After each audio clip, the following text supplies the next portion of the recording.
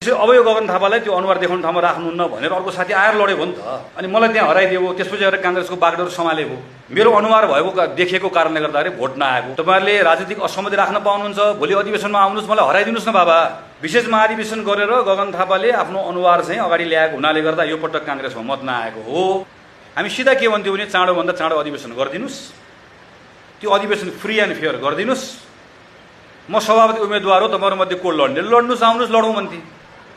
सिधा यति नै भनिन्थ्यो। अब हामी विशेष महाधिवेशनको पक्षमा फैसला भइसकेपछि सामान्यतया विशेष महाधिवेशन आयोगको नेतृत्वले के गर्थ्यो होला भनेदेखि भने सकेसम्म तन्काउने, सकेसम्म लम्ब्याउने, अलिअलि यो मङ्सिरभन्दा पनि उता कता कता लाने मिल्छ कि भनेर हेर्ने, कानुनी यसो पल्टाउने, त्यो गर्नु, त्यो त के पनि भएन। हामी नेतृत्वमा आएको साथी जो जिम्मामा आएको छु के भनिरहेका छौँ भने अरे बाबा यो अधिवेशन फ्री एन्ड फेयर गर्नको लागि के गर्ने होला। असोजको 16 गते अधिवेशन गर्नको लागि एउटा निर्वाचन समिति हुन्छ। त्यो निर्वाचन समितिमा के गर्दा र को बस्दाखेरि चाहिँ त्यो अधिवेशनमा विश्वास हुन्छ गर। प्रदीपजीले आज सबै यहाँ निर्णय सुनाउनु भयो सदस्यताको सन्दर्भमा। प्रदीपजीले सदस्यताको विषय टुङ्ग्याउनु भएको छ। अब यो सदस्यतामा केही तलमाथि गर्नुभएको छ कि महामन्त्रीजीले एक पक्ष भएर?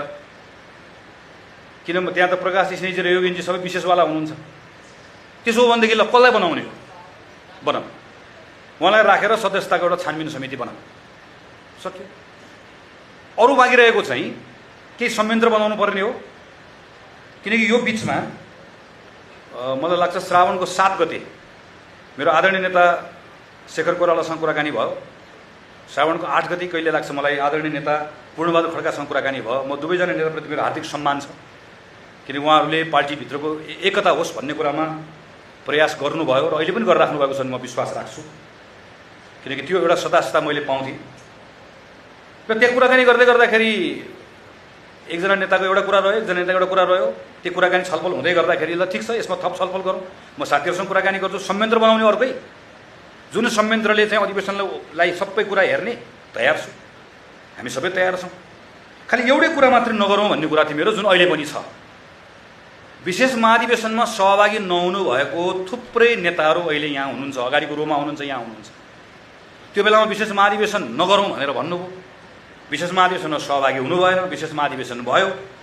भए पछाडि चाहिँ त्यस पछाडि त्यो विशेष महाधिवेशनको प्रक्रियालाई ठिक छ भयो, विधान सम्मत भयो भनेर मान्नुभयो। कतिजनाले होइन निर्वाचनसम्म कुर्नुभयो, निर्वाचनपछि मान्नुभयो। कतिजनाले होइन अदालतसम्म कुर्नुभयो, अदालतपछि मान्नुभयो। पार्टीको सभापतिको रूपमा, पार्टीको नेतृत्वको रूपमा हाम्रो जिम्मेवारी भनेको त्यो विशेष महाधिवेशनमा को आएको थियो, को आएको थिएन भन्ने ठाउँमा पार्टीले अड्काउनु हुँदैन। त्यो भएपछि के कहाँ पुग्छ पार्टी भने त्यो विशेष महाधिवेशनमा पनि सबभन्दा पहिला को आएको थियो भन्ने ठाउँमा पुग्छ। पहिला त म आएको थिएँ। कहिलेकाहीँ छलफलमा कोही साथीले भने हुन्छ कि मलाई पहिलो हस्ताक्षर गर्दा म हो भन्छ कि। किनकि छुट्याउँदै गएपछि त कहाँ जान्छ भन्दाखेरि पहिलो कसले गरेको भनिदिएर आउँछ, पहिलो वक्तव्य कसले निकालेको, पहिलो हस्ताक्षर कसले गरेको, यहाँ पुग्छ नि त छलफल, होइन? किन अस्ति हामीले कुरा गरेनौँ, जीवनजी हो नि सबैभन्दा फर्स्ट लेख्नुभएको मान्छे। हामीले जीवनजीको रेफरेन्समा कुरा गरेको नि पार्टीको बैठकमा। यो त यसको त लामो बहस हुँदै हुँदै हामीले यहाँ आइपुग्यौँ। त्यस कारणले गर्दाखेरि मेरो प्रयास, हाम्रो प्रयास भनेको यो यो यो यो यो यो यो विभेदलाई मेट्नुपर्छ, राख्नु हुँदैन। विशेष र नविशेष भनेर भागवण्डा गर्नु हुँदैन। यसो गऱ्यो भने पार्टी बनाउन सकिँदैन। यति कुरा गरेको हो नि त। म अहिले पनि त्यही कुरा गरिरहेको छु। असोजको 16 गते हाम्रो 15औं महाधिवेशन हुन्छ, परन्तु केही पनि छैन र कोही नअल्मलिनु होला। भेलामा मैले सुने 8-9 जना कतिजना जिल्ला सभापतिहरू आउनुभयो, 10-12 जना कतिजना क्षेत्रीय सभापति आउनुभयो। मेरो केही छैन, किनकि भेला हो, पार्टीको भेला, पार्टीको साथीहरू, पार्टीको नेता, यही केन्द्र समितिमा भएको एकजना साथीहरूले भन्नुभयो, हामी त्यहाँ पनि गएर आयौँ। एकजना साथीले भन्नुभयो, कोही नेतालाई स्वागत गर्न जानुभयो, म पनि जान्छु, भोलि जान्छु, गएर भेट्छु। कि यो हाम्रो पार्टीको हाम्रो परम्परा हो, हाम्रो आफ्नो यो आफ्नो घरभित्रको कुरा हो। यसमा कुनै कसैले कहीँ कतै यो बदखुवाई गर्नुपर्ने कुनै कारण छैन है, कसैले पनि नगर्नु होला, मैले भनि पनि रहेको छु। तर पार्टीको जिम्मेवारी बसेको साथीले एउटा कुरा चाहिँ बुझिदिनु होला है, भोलिबाट अधिवेशनको प्रक्रिया प्रारम्भ हुन्छ नि। फेरि भोलिबाट अधिवेशनको प्रक्रिया प्रारम्भ हुन्छ। म अझै चाहिरहेको छु, हामी अझै चाहिरहेका छौँ कि कोही पनि साथी वडाको अधिवेशनमा नछुट्नुहोस्। त्यसका निम्ति अझै निर्वाचन समितिले केही कुराहरू हामीले भनेका छौँ। असोजको 16 गतेको तिथि तलमाथि नहुने गरिकन, तिथि तलमाथि त गर्नै पाइएन, किनकि हाम्रो विधान छ, हाम्रो संविधान छ, होइन?